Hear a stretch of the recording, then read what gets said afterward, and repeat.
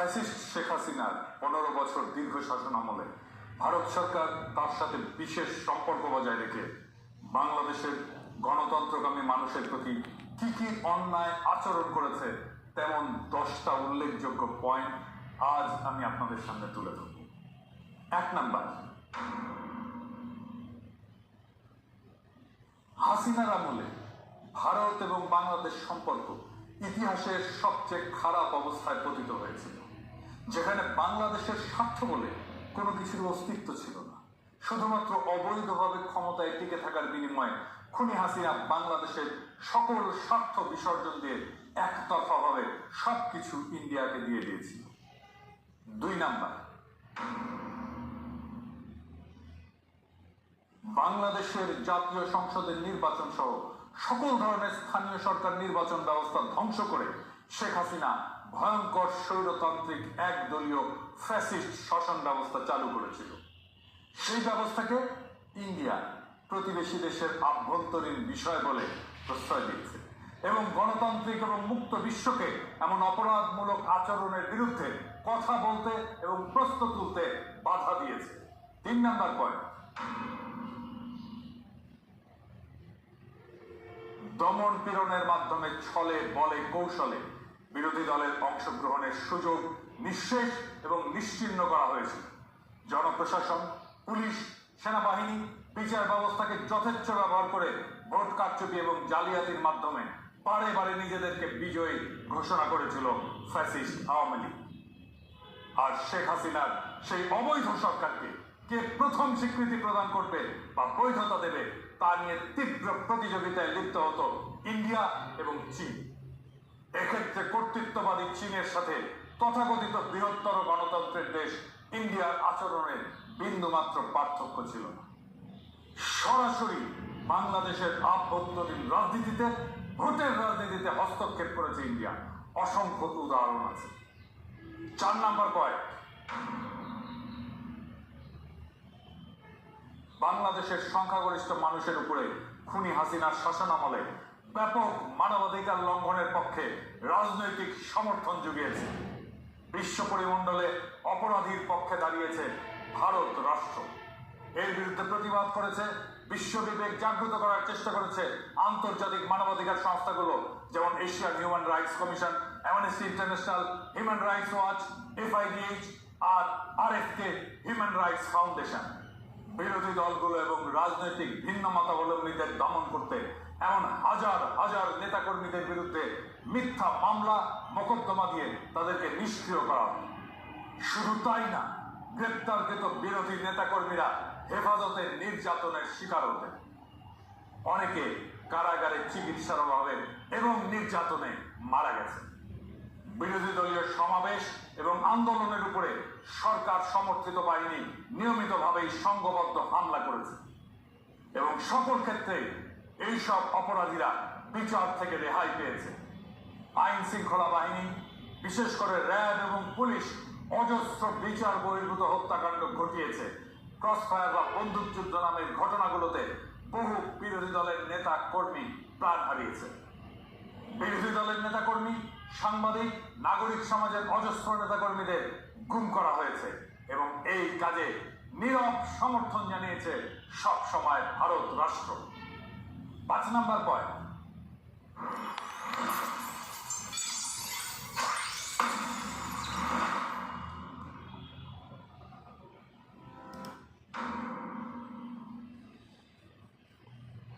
সাংবাদিক এবং মানবাধিকার কর্মীদের উপরে ডিজিটাল সিকিউরিটি অ্যাক্ট ব্যবহার করে হয়রানি এবং গ্রেপ্তারের ঘটনা অহরহই ঘটেছে। মুক্ত সাংবাদিকতা এবং মত প্রকাশের স্বাধীনতাকে কঠোরভাবে দমন করা হয়েছে। সরকারের বিরুদ্ধে সমালোচনা করা ব্যক্তিদেরকে গ্রেপ্তার করা, আটককৃতদের নির্যাতনের শিকার হওয়ার ঘটনা ছিল নিত্য নৈমিত্তিক বিষয় এবং অসংখ্য মানুষকে দেশ ছাড়া করা হয়েছে। মানবাধিকার রক্ষা করতে চাওয়া ব্যক্তি এবং সংস্থাগুলোকে নিয়মিত হুমকি, নজরদারি এবং প্রশাসনিক হয়রানির মুখোমুখি হতে হয়েছে। মানবাধিকার সংস্থা অধিকারকে বন্ধ করে দেওয়া হয়েছে। শুধু রাজনৈতিক সমর্থনই না, খুনি হাসিনা সরকারের এমন সকল ধরনের অপরাধমূলক কর্মকাণ্ডে সার্বিক সহায়তা করে গোয়েন্দা তথ্য জুগিয়ে এবং নির্যাতনের নানান কৌশল শিখিয়ে প্রশিক্ষণ দিয়েছে ভারতীয় কর্তৃপক্ষ। এখনো বাংলাদেশের বাহিনীগুলোর মধ্যে ভারতীয় অফিসারেরা প্রশিক্ষক হিসেবে আছে বলে অসমর্থিত সূত্রে জানা যাচ্ছে। অন্তত 2 জনের পার্টিকুলার আমি পেয়েছি, ভেরিফাই করছি। বাংলাদেশের রাজনৈতিক কর্মী, রাজনৈতিক নেতা, এমনকি বাংলাদেশের আদালতের সাক্ষ্যকে আদালতের সামনে থেকে ছিনতাই করে গুম করে নিয়ে তাদেরকে ভারতে পাচার করা হয়েছে। বিএনপি নেতা সালাউদ্দিন সাহেবকে বাসা থেকে গ্রেপ্তারের পরে তাকে ভারতের সিমলায় পাওয়া যায়। মৌলানা সাইদির মামলায় আদালতের সামনে থেকে সাক্ষীকে ছিনতাই করে তাকে ভারতের জেলে ঢোকানো হয়। 6 নাম্বার পয়েন্ট, ফারাক্কা চুক্তি মোতাবেক বাংলাদেশকে যে পরিমাণে পানি দেওয়ার কথা সেই পানি পাওয়া যায়নি। শুধু তাই না, তিস্তা সহ একটা নদীরও পানি চুক্তি সম্পন্ন করা হয়নি।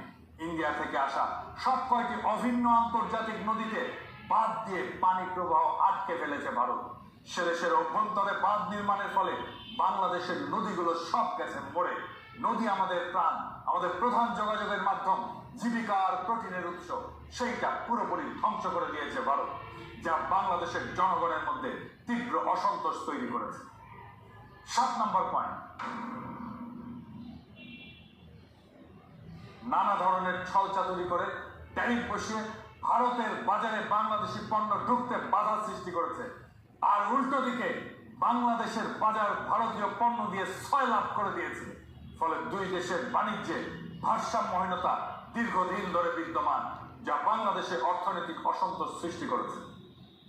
8 নাম্বার পয়েন্ট, বিএসএফ কর্তৃক বাংলাদেশ সীমান্তে নিয়মিতভাবে এদেশের নাগরিকদের হত্যা করা ভারতীয়দের কাছে একটা কৃতিত্বের ঘটনায় পরিণত হয়েছে।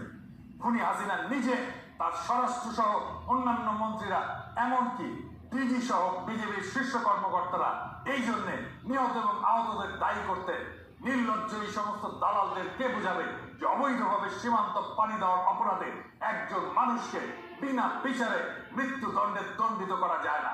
ইন্ডিয়ার এমন সকল ভয়াবহ অমানবিক আচরণ তাদের প্রতি বাংলাদেশের মানুষের ঘৃণা আকাশ স্পর্শী করেছে এবং প্রতিরোধের স্পৃহা গড়ে উঠেছে। তাদের আসাম রাজ্যের এনআরসি কার্যক্রম শেষে ভারত সরকার খুবই অন্যায্য এবং অন্যায়ভাবে সেখানে বাংলাদেশ থেকে অভিবাসী যাওয়ার অভিযোগ তুলে দোষারোপ এবং চাপ সৃষ্টি করেছে। শুধু তাই না, বিজেপির প্রধান নেতা অমিত শাহ বাংলাদেশিদেরকে উই পোকার সাথে তুলনা করেছে এবং বাংলাদেশিদেরকে উল্টো করে ঝুলিয়ে রাখার কথা বলেছে। 9 নাম্বার পয়েন্ট, শুরু থেকেই ইন্ডিয়া রোহিঙ্গা গণহত্যাকারীদের পক্ষ অবলম্বন করেছে। একজন রোহিঙ্গা শরণার্থীকে তারা ভারতীয় সীমানায় ঢুকতে বা আশ্রয় নিতে দেয়নি এবং রোহিঙ্গাদের খালি করে দেওয়ার পরে ওই জায়গায় গিয়ে ভারত তার সমস্ত ব্যবসাপাতি নিয়ে বসিয়েছে। ব্যবসা বাণিজ্য চলছে তুমুলভাবে। রোহিঙ্গা সমস্যায় ভারত সবসময় মায়ানমারের পক্ষে এবং বাংলাদেশ বিরোধী বৈরী ভূমিকায় অবতীর্ণ হয়েছে। 10 নাম্বার, খুনি হাসিনার অবৈধ সরকারকে ক্ষমতায় বসিয়ে রেখে ইন্ডিয়া তাদের জন্য সুবিধাজনক শর্ত জুড়ে দিয়ে বাংলাদেশের স্বার্থ বিরোধী অজস্র চুক্তি স্বাক্ষর করিয়ে রেখেছে। বাংলাদেশের স্বার্থ বিরোধী এমন সব চুক্তিতে ভারতের পক্ষে লাভ এবং সুবিধাজনক শর্ত লিপিবদ্ধ করা হয়েছে। ভারতের বাজারে বৈধভাবে বাংলাদেশি কর্মীদের প্রবেশাধিকার নাই বললেই চলে। আর ভারত থেকে লক্ষ লক্ষ পেশাদার বাংলাদেশে এসে চাকরি করে এবং রেমিটেন্স পাঠায় ভারতে। শুধু পানি নির্ভরতাই নয়, বাংলাদেশের খাদ্য, বিদ্যুৎ, জ্বালানি নিরাপত্তা ধ্বংস করে দেওয়া হয়েছে। এসব কিছুই ইন্ডিয়ার স্বার্থের অধীনে অনুকূলে তাদের পদতলে অর্পণ করেছে ফ্যাসিস্ট শেখ মুজিবের কন্যা খুনি হাসিনা এবং তার দল আওয়ামী লীগ। এসব কিছু মিলিয়ে ইন্ডিয়ার অন্যায় এবং অন্যায্য আচরণের অজস্র ঘটনা এবং অভিযোগ বিভিন্ন জাতীয় এবং আন্তর্জাতিক সংস্থা এবং বিশেষজ্ঞদের পর্যবেক্ষণে উঠে এসেছে, যে কারণে বাংলাদেশের উন্নয়ন, গণতন্ত্র, মানবাধিকার পরিস্থিতি নিয়ে সর্বমহলে উদ্বেগ সৃষ্টি হয়েছিল।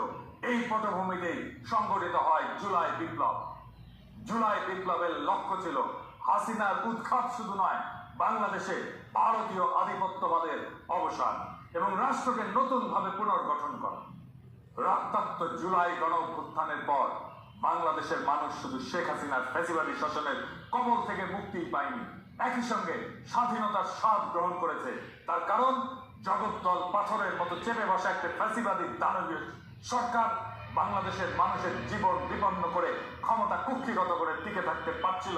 তার প্রধান কারণ হাসিনাকে ইন্ডিয়ার সর্বাত্মক সমর্থন এবং সহযোগিতা। এই সত্য যারা অস্বীকার করে তারা বাংলাদেশের শত্রু। বাংলাদেশের স্বার্থ, স্বাধীনতা এবং মর্যাদাকে গুড়িয়ে দিয়ে শেখ হাসিনা কার্যত আমাদেরকে ইন্ডিয়ার উপনিবেশ বানিয়ে রেখেছিল। বাংলাদেশের প্রত্যেকটি মানুষের কাছে এই সত্য এতই স্পষ্ট ছিল যে শেখ হাসিনার পলায়নের পর বাংলাদেশের মানুষের সামনে ইন্ডিয়া প্রশ্নে একটা অভূতপূর্ব জাতীয় ঐক্যমতের আবির্ভাব ঘটেছে। সফল গণ অভ্যুত্থান সম্পন্ন হওয়ার পরপরই আগস্ট মাসের শেষ ভাগে উজানে পানি ছেড়ে দিয়ে বাংলাদেশের একটি অংশ প্লাবিত করে বিপ্লব পরবর্তী মুহূর্তে একটা বিপর্যস্ত অবস্থার মধ্যে ঠেলে দিয়েছিল ইন্ডিয়া। সেই ঘটনায় আমাদের জাতীয় ঐক্যমত আরো শক্তিশালী এবং আরো দৃঢ় হয়েছে। আমরা ইস্পাত দৃঢ় গণপ্রতিরক্ষার অভিষেক ঘটতে দেখেছি। সেই কঠিন সময় 15 বছরের যাবতীয় জুলুম, নির্যাতন এবং নিপীড়নে লিপ্তদের প্রভু সম সহযোগীর প্রতি সৃষ্ট ন্যায়সঙ্গত ক্ষোভের আগ্নেয়গিরি চাপা দিয়ে বাংলাদেশের মানুষ দুর্যোগগ্রস্ত সকল সম্প্রদায়ের নাগরিকদের নিরাপত্তার স্বার্থকে প্রাধান্য দিয়ে সকলে এক কাতারে জড়ো হয়েছিল। ইন্ডিয়ার যাবতীয় প্রোপাগান্ডা এদেশের সংখ্যালঘু হিন্দু সম্প্রদায়কে নিয়ে তাদের জঘন্য মিথ্যাচার, বিদ্বেষমূলক বানোয়াট প্রচারণা, অভাবনীয় সংযম, প্রজ্ঞা এবং দূরদর্শিতা দিয়ে বাংলাদেশিরা মোকাবেলা করেছে। বিপ্লব পরবর্তী বাংলাদেশের এই অভাবনীয় জাতীয় ঐক্য এবং তা থেকে সৃষ্ট শক্তিকে দুর্বল করতে ইন্ডিয়া বিপুল বিক্রমে বাংলাদেশের বিরুদ্ধে মাইনরিটি কার্ড বা সংখ্যালঘু কার্ড খেলতে শুরু করেছে। মিথ্যা প্রচারণায় নিয়োজিত করেছে তাদের মিডিয়াকে, সাথে যোগ দিয়েছে পলাতক খুনি ফ্যাসিবাদী শাসকের সহযোগীরা। হাসিনা সহ পলাতক বাকশালীরা ইন্ডিয়ায় বসে বাংলাদেশের বিরুদ্ধে এই অপপ্রচারের রসদ জুগিয়ে যাচ্ছে। কিভাবে? ইন্ডিয়ার দৃশ্যত তার সমস্ত রাষ্ট্রশক্তিকে এই কাজে নিয়োজিত করছে। বাংলাদেশের ক্রমাগত অস্থিতিশীলতার তৈরি একটা বিশৃঙ্খল পরিস্থিতি সৃষ্টি, এখানে সংখ্যালঘু হিন্দুদের নিরাপত্তা এবং হুমকির অতিরঞ্জিত মিথ্যা বয়ান দিয়ে তারা বাংলাদেশকে মনস্তাত্ত্বিকভাবে দুর্বল করার একটা রণকৌশল গ্রহণ করেছে। ইন্ডিয়ার এই কৌশল বাস্তবায়নের সুযোগ করে দিয়েছে বাংলাদেশের মূল ধারার রাজনৈতিক দলগুলো। আমি তাদের নাম উল্লেখ করে আর তিক্ততা বাড়াতে চাই না। গত 15 বছরের ফ্যাসিবাদী শাসনের মাধ্যমে ইন্ডিয়ার উপনিবেশ বানিয়ে বাংলাদেশে রাজত্ব করার যে ব্যবস্থা তারা করেছিল, জুলাই অভ্যুত্থান এবং বিপ্লব পরবর্তীতে তাকে চিরতরে বিদায় জানানোর জন্য বাংলাদেশের রাজনৈতিক দলগুলোর উচিত ছিল সবাই মিলে বাংলাদেশের পররাষ্ট্রনীতি, জাতীয় নিরাপত্তার প্রশ্নে ন্যাশনাল চার্টার বা জাতীয় সনদ তৈরি করে তা ঘোষণা করা। তারা সেই কাজ করতে চূড়ান্তভাবে ব্যর্থ হয়েছে। এই ব্যর্থতা বাংলাদেশের সকল রাজনৈতিক দল এবং রাজনৈতিক নেতাদের। এই কাজ যেটাকে বলে ফ্যাসিলিটেট করা, সেটা করতেও প্রফেসর ইউনূসের সরকার চরমভাবে ব্যর্থ হয়েছে। গণপ্রতিরক্ষার নীতি গ্রহণ করে সম্মিলিতভাবে জাতীয় ঐক্যের এক নতুন অবস্থান সৃষ্টি করা উচিত ছিল বিপ্লবের পরে। বাংলাদেশের এই অভাবনীয় জাতীয় ঐক্যকে সংহত না করে তারা শুরু করেছে অনুগ্রহ লাভের সেই পুরনো দেন দরবার, তথাকথিত বন্ধুত্ব রক্ষার প্রচেষ্টা, শক্ত অবস্থান গ্রহণের দুর্বলতা, ইন্ডিয়া প্রশ্নের দৃশ্যমান বিভক্তি প্রকাশের কারণে শত্রুপক্ষ আজ আবার পুরনো কায়দায় বাংলাদেশকে কোণঠাসা করার হীন চেষ্টায় সর্বশক্তি প্রয়োগ করে বিজয়ী জনতার উপরে ঝাঁপিয়ে পড়েছে। কিন্তু ভারত কেন এই সুযোগটা পেল? ইন্ডিয়া একটা মিথ্যা প্রচারণার পাশাপাশি যুদ্ধংদেহী মনোভাব প্রদর্শনের জন্য তার সমস্ত রাজনৈতিক দল, কংগ্রেস, তৃণমূল সহ এমনকি তাদের কমিউনিস্ট পার্টিগুলো সহ সকল প্রতিষ্ঠানকে একত্রিত করতে পারলেও বাংলাদেশের সকল ফ্যাসি বিরোধী রাজনৈতিক দল শক্তি একটা জায়গায় পৌঁছাতে পারেনি। এই দুর্বলতাই প্রিয় মাতৃভূমিকে আবার ইন্ডিয়ার মতো হিংস্র নেকড়ের হুমকির মুখে ঠেলে দিয়েছে। এই ব্যর্থতা বাংলাদেশের সকল রাজনৈতিক দল। আর উল্টো তারাই আমাদেরকে দোষারোপ করে ঐক্য বিনষ্টে। ঠিক তামাশা। ইন্ডিয়া প্রশ্নের লুকোচুরি, দ্বিধা ও পুরনো নতজানু নীতি যতদিন বজায় থাকবে ততদিন ইন্ডিয়ার সেই আগ্রাসী আচরণ মোকাবেলা করা যাবে না। আর এই সুযোগ নিয়ে বাংলাদেশের উপরে শত্রুতার আধিপত্য বজায় রাখতে চাইলে ইন্ডিয়া তার বৈশ্বিক প্রভাব খাটিয়ে মনস্তাত্ত্বিক যুদ্ধ পরিচালনার জন্য মিথ্যা প্রোপাগান্ডা এবং সংখ্যালঘু সম্প্রদায়কে অব্যাহতভাবে ব্যবহার করে যাবে। বাংলাদেশকে তার কলোনির মতো করে ফিরে পেতে চাইবে আবারও।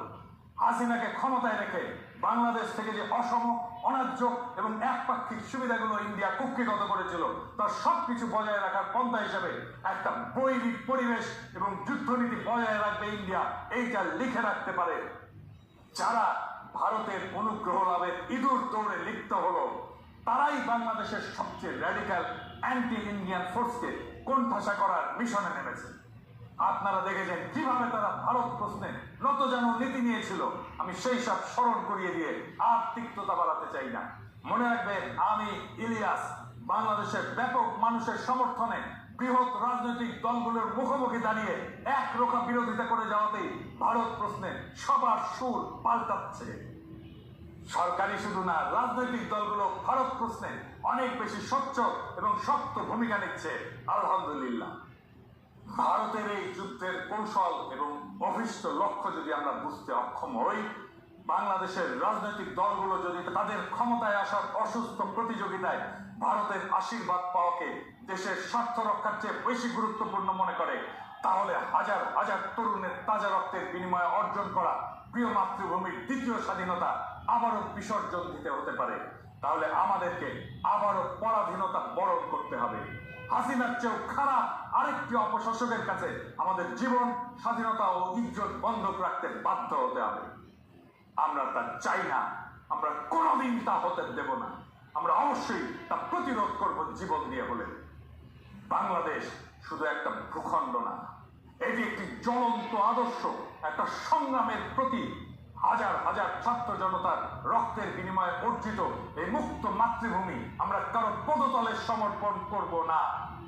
দেশবাসীকে আহ্বান জানিয়ে বলতে চাই, গণঅভ্যুত্থান এবং জুলাই বিপ্লবে অংশগ্রহণকারী সকল রাজনৈতিক দল, ছাত্র জনতার সংস্থাগুলো একসাথে বসে ভবিষ্যতের জন্য এদেশের বৈষম্য বিরোধী উন্নয়নের নীতি কৌশল নির্ধারণ, অভিন্ন পররাষ্ট্রনীতি, প্রতিরক্ষা নীতি প্রণয়ন করতে হবে। এটাই হবে আমাদের ঐক্যের ভিত্তি। দেশবাসীকে আহ্বান জানিয়ে বলতে চাই, গণঅভ্যুত্থান এবং জুলাই বিপ্লবে অংশগ্রহণকারী সকল রাজনৈতিক দল এবং ছাত্র জনতার সংস্থাগুলো বসে 3টা সনদ লিখতে হবে। কি কি? উন্নয়নের নীতি, পররাষ্ট্রনীতি, প্রতিরক্ষা নীতি। এই 3টাই হবে আমাদের ঐক্যের ভিত্তি। ঐক্য নষ্ট করতেছি বলে যারা চিল্লান, দেখে এইটা করতে পারেন কিনা, এটা করার হিম্মত হয় কিনা। যদি চান এটা লিখে দিতেও পারি। ঐক্য ঐক্য করে চিল্লান, কার ভিত্তিতে ঐক্য, কেন ঐক্য, সেটা ক্লিয়ার করে বলতে হবে। আর এইবার মেহেরবানি করে লড়াইয়ের সব স্টেক হোল্ডারদেরকে সম্পৃক্ত করবেন এই 3টা নীতি লেখার জন্য।